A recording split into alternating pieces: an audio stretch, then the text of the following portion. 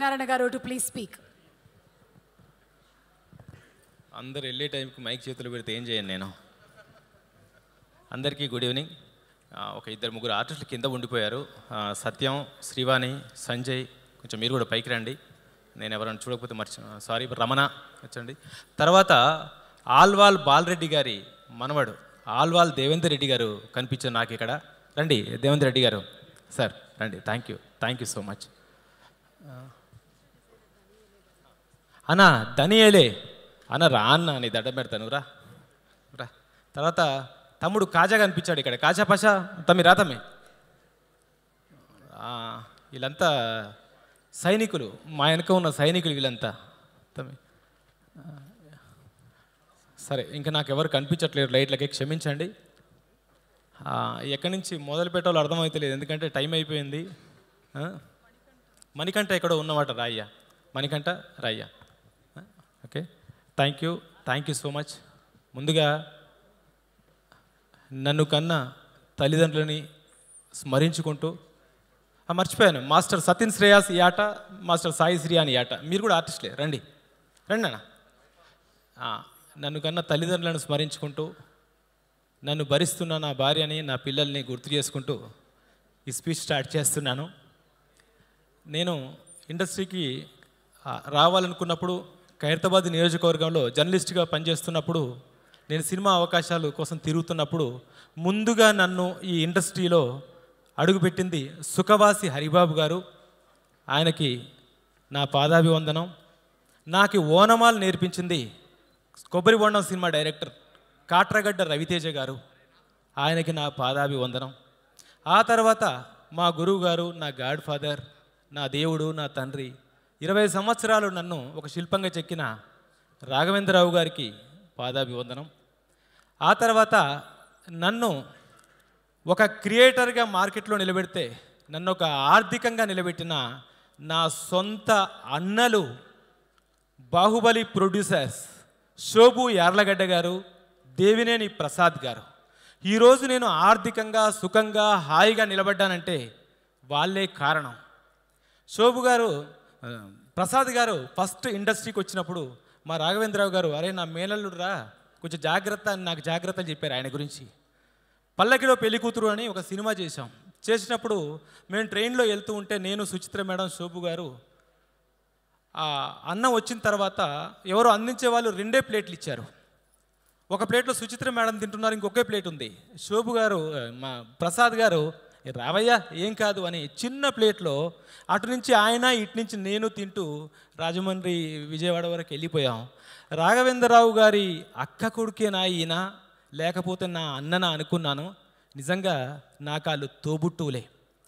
ఆ తర్వాత నేను ఒక క్రియేటర్గా, నేను ఒక మార్కెట్లో మంచి పేరు సంపాదించుకున్నాక మళ్ళీ నాకు పరిచయమైన నా పెద్దన్న గూడూరు నారాయణ రెడ్డి గారు, నువ్వు క్రియేటర్గా నిలబడ్డావు, ఆర్థికంగా నిలబడ్డావు, కానీ నీ గోల్ని నిరూపించుకోవాల్సిన అవసరం ఉంది. కాబట్టి నాకు అసలు సినిమాలంటే ఇష్టమే లేదు, నాకు సినిమాలంటే కోపం, చికాకు, అయినా సరే మనం ఒక సినిమా చేద్దాం, మన చరిత్ర చేద్దాం, మన ఘన చరిత్ర చేద్దాం, మన ప్రాంత చరిత్ర చేద్దాం, తెలంగాణ చరిత్ర చేద్దాం, హైదరాబాద్ సంస్థానంలో జరిగిన అన్యాయాల మీద సినిమా మనమే చేద్దాం అని నాకు అవకాశాన్ని కల్పించి, ముందు 10 కోట్లు 12 కోట్లు ఇస్తాను, అంతకంటే ఎక్కువ ఇవ్వను అన్న గూడూరు నారాయణ రెడ్డి గారు నా పక్కకు కూర్చొని డైరెక్షన్ చేస్తుంటే స్క్రీన్లో చూస్తూ, లేదు నాకు క్వాలిటీ నచ్చట్లేదు, నా చరిత్ర క్వాలిటీగా కనిపించాలి, నా చరిత్ర ప్రపంచ దేశాల్లో వినిపించాలి, నువ్వు డబ్బుకెక్కడ భయపడకు అని ఆ రోజు నుంచి ఈరోజు మార్నింగ్ వరకు ఎక్కడి నుంచి 10 రూపాయలు వచ్చిన సినిమాకే పెట్టారు తప్ప ఇక దేనికి పెట్టలేదు. అందుకనే ఈరోజు ఈ సినిమా ప్రపంచ జనాభా గుండెల్లో హైదరాబాద్ చరిత్రను మారుమోగించబోతుంది. No doubt. చూడండి, ఇదొక సునామీ, ఒక సునామీలాగా చరిత్రలో నిలబడిపోతుంది.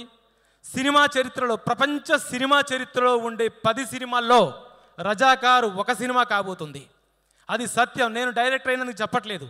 ఆ కథకున్న గొప్పతనం, ఆ హిస్టరీకున్న గొప్పతనం, ఆ చరిత్రకున్న గొప్పతనం, ఆ చరిత్ర ఉన్న కష్టానికి ఉన్న గొప్పతనం, ఆ అస్తిత్వానికి ఉన్న గొప్పతనం, ఆ పోరాట యోధులకు ఉన్న గొప్పతనం ఆ ప్రజలకున్న గొప్పతనం, ఈ రక్తానికి ఉన్న గొప్పతనం, ఈ భూమికి ఉన్న గొప్పతనం, ఈ భూమి మీద పెట్టిన ప్రతి తెలుగువాడికి ఉన్న గొప్పతనం ప్రపంచ దేశాల్లో ఈ సినిమా ద్వారా వినిపించబోతోంది. ఇంకా ఇంకా నాకు చాలా స్పీచ్ ఇవ్వాలని ఉంది, చాలా చెప్పాలని ఉంది. బట్ అందరూ నిల్చొని ఉన్నారు, వెనక నుంచి నాకు గన్లు పెట్టారని భయం వేస్తుంది. అన్న మీరందరూ ఇక్కడికి వచ్చారు.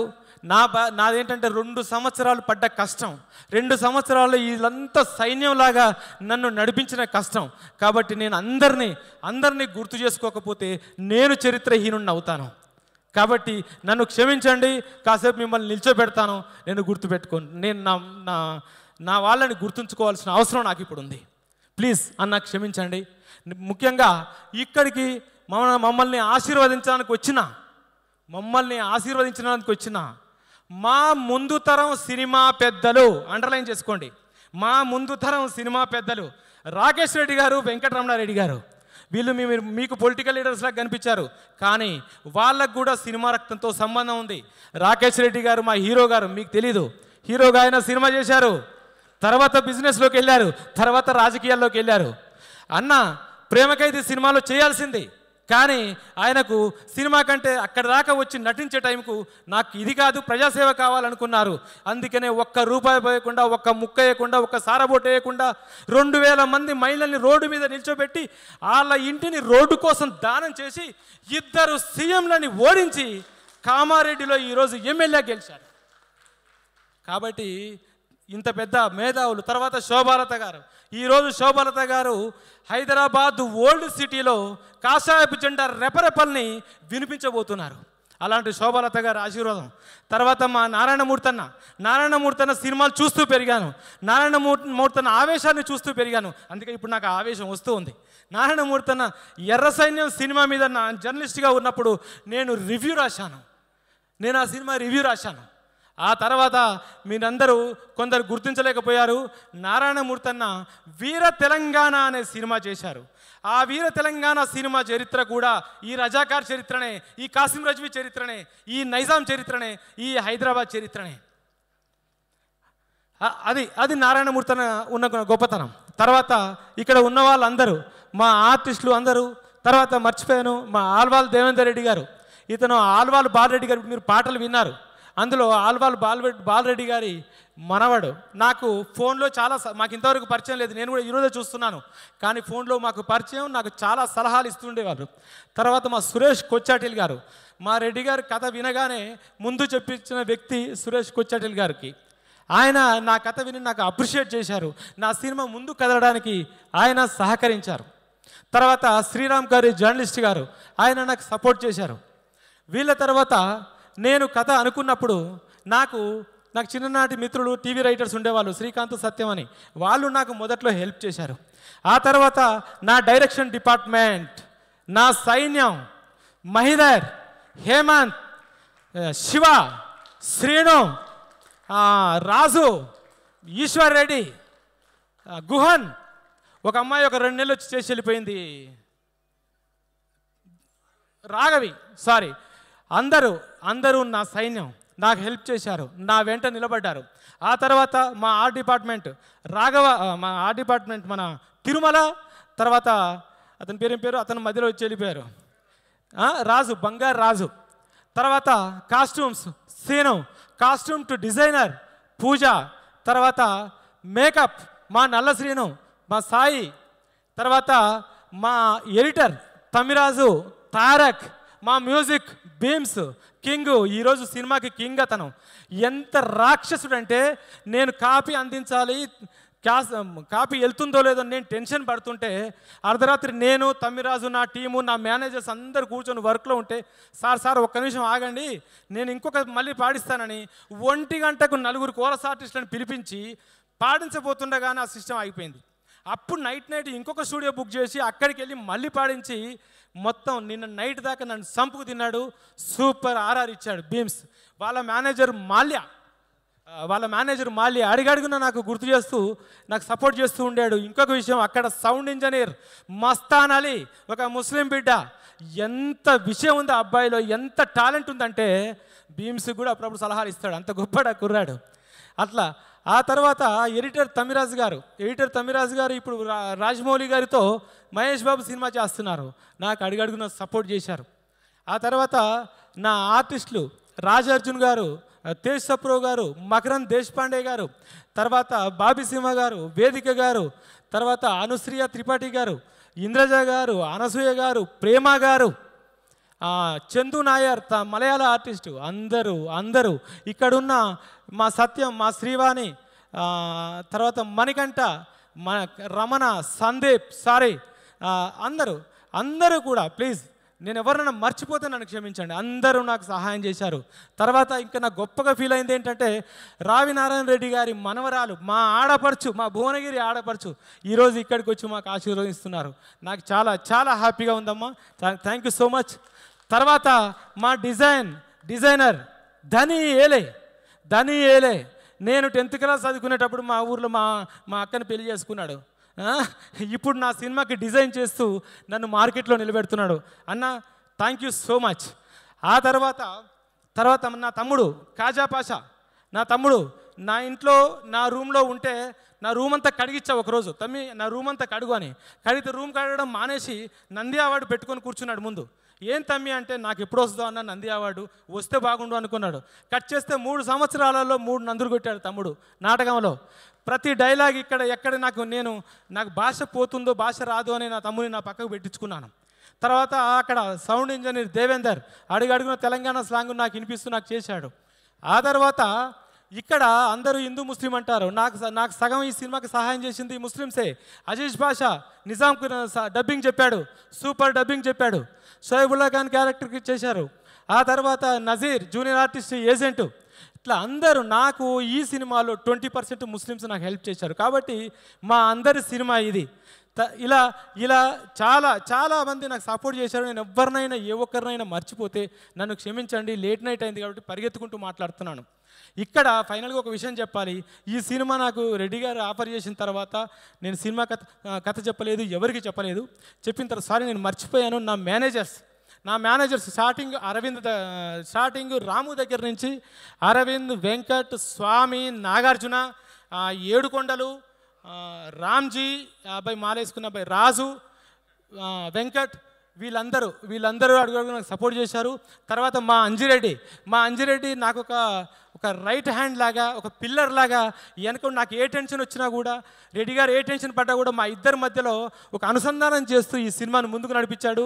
ఇంకో గొప్ప విషయం, ఇక్కడ గొప్ప వ్యక్తి గురించి చెప్పాలి. మా ప్రణయ్ గోల్డ్ స్పూన్తో పుట్టిన బిడ్డ. మా నారాయణ రెడ్డి గారి ఏకైక ముద్దుల బిడ్డ. ఎంత హాయిగా, ఎంత హ్యాపీగా ఇలా జల్సాలు చేసుకుంటూ తిరగచ్చు.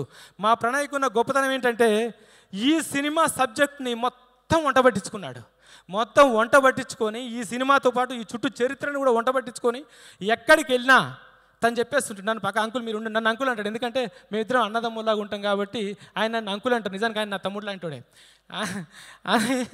అట్లా ఎక్కడికి వెళ్ళినా, ఈవెన్ సెన్సార్ ఆఫీస్కి మేమిద్దరం వెళ్తే మేడంకి తెలుగు రాదు, నాకు ఇంగ్లీష్ రాదు.